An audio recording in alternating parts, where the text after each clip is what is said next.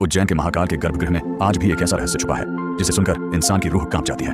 कहते हैं जब विक्रमादित्य के समय में उज्जैन पर विनाश का साया मंडराया तो नगर के ऋषियों ने चेतावनी दी थी, महाकाल सोए नहीं है, वो हर सांस में इस भूमि की रक्षा कर रहे हैं।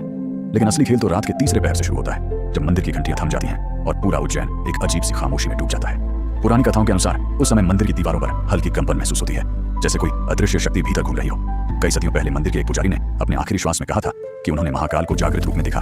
3 आंखों से आग सी चमक, गले में सर्पों का फन और उनके पीछे अंधेरे में घूमते गण जो समय के हर नियम को तोड़ते नजर आते थे। स्थानीय लोग बताते हैं कि भस्मारती के समय जलती चिता की भस्म जब शिवलिंग को छूती है तो कुछ पल के लिए पूरा मंदिर हल्का सा थरथराता है, मानो देव स्वयं प्रकट होने वाले हों। कई यात्रियों ने दावा किया कि महाकाल कॉरिडोर के पीछे मौजूद प्राचीन सुरंग से कभी कभी बेहद धीमी आवाजें आती हैं, जैसे शंख की ध्वनि या फिर किसी विशाल शक्ति की गूंज जिसे सामान्य मनुष्य समझ ही नहीं सकता। कहते हैं ये वही सुरंग है जो कभी प्रत्यक्ष रूप से काल लोक तक जाती थी, जहां समय रुक जाता है और हर आत्मा अपने कर्मों का सामना करती है। महाकाल मंदिर के ठीक नीचे 3 परतें हैं, पहली मानवों की दुनिया, दूसरी प्रेतलोक की ऊर्जा और तीसरी वह स्थान जहां स्वयं काल निवास करते हैं। हर साल शिवरात्रि से एक रात पहले पुजारी एक गुप्त अनुष्ठान करते हैं जिसमें कहा जाता है कि ब्रह्मास्त्र जितनी शक्ति की रक्षा हेतु काल मुद्रा को जगाया जाता है ताकि उज्जैन पर कोई संकट न आए। और सबसे चौंकाने वाली बात, आज भी मंदिर की एक दीवार पर एक रहस्यमयी छाया रोजाना ठीक मध्य रात्रि को दिखाई देती है, जो धीरे धीरे शिवलिंग की ओर बढ़ती है और फिर गायब हो जाती है। पुजारियों के अनुसार ये स्वयं काल का संकेत है। शायद इसीलिए इस स्थान को महाकाल कहा जाता है, क्योंकि यहाँ समय खत्म नहीं होता, समय खुद अपने स्वामी की सेवा में खड़ा रहता है।